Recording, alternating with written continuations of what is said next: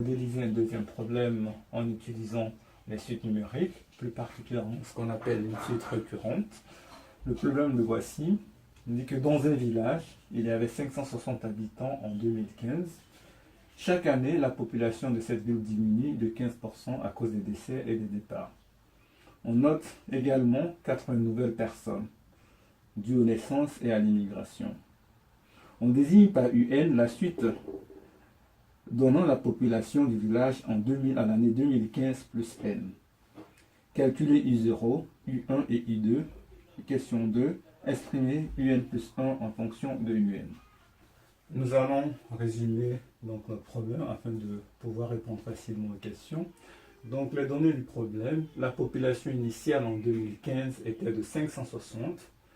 Le taux de baisse de la population, de diminution de la population, 15%. Les arrivées de 80 habitants par an. Et la suite UN désigne le nombre d'habitants à l'année 2015 plus N. La première question, c'était de calculer U0. Donc, U0 va désigner le nombre d'habitants en 2015 plus 0, c'est-à-dire nombre d'habitants en 2015.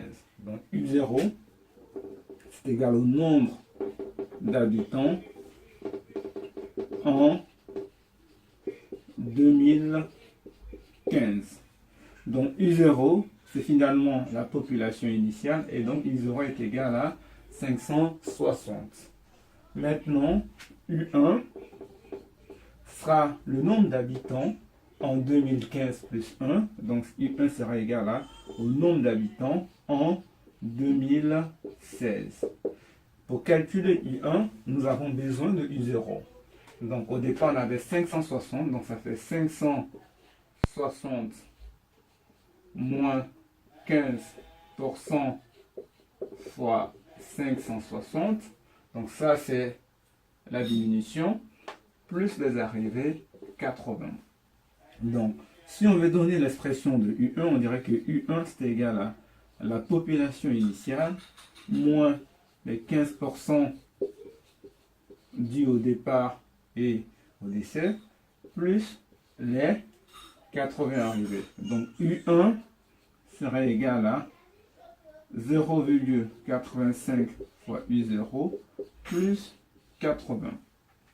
Vous voyez bien que dans cette suite, pour obtenir U1, il nous faut U0. Donc je ne peux pas calculer la population de l'année 2016 si je ne connais pas la population initiale. Donc je remplace U0 par son expression, ce qui me donne U1 égale à 0,85 fois 560 plus 80. On obtient donc U1, la population 2016, égale à 556 habitants. On obtient donc la valeur U1 est égale à 556 habitants. Pour calculer U2, ce sera la population, donc le nombre d'habitants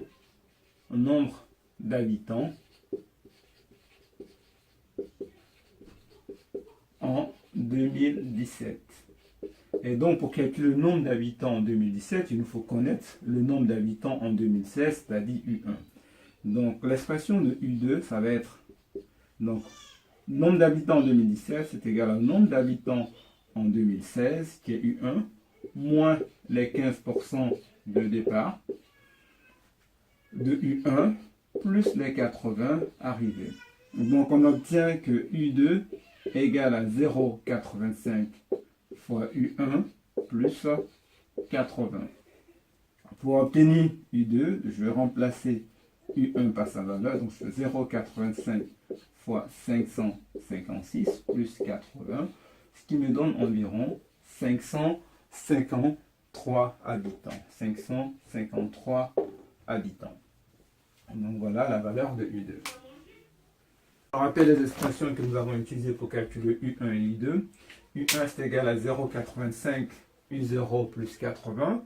On a trouvé 556. U2 c'était 0,85 fois U1 plus 80. On a trouvé environ 553. Maintenant, quelle serait l'expression de UN plus 1? Donc, pour avoir l'expression de UN plus 1, c'est-à-dire la population qui correspond à l'indice n plus 1.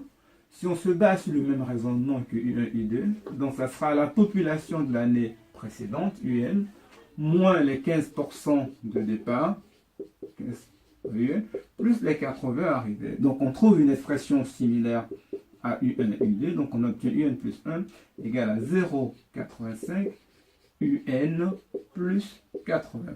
Attention, ce n'est pas la même chose, l'indice n'est pas pareil ici. Donc lorsque vous regardez l'expression de UN plus 1, on se rend compte que l'inconnu, ce n'est pas N, mais plutôt UN. C'est-à-dire que pour calculer UN plus 1, il vous faut connaître la valeur de UN. Donc pour calculer une valeur, il faudra en général connaître une ou plusieurs valeurs précédentes, celles que vous voulez calculer.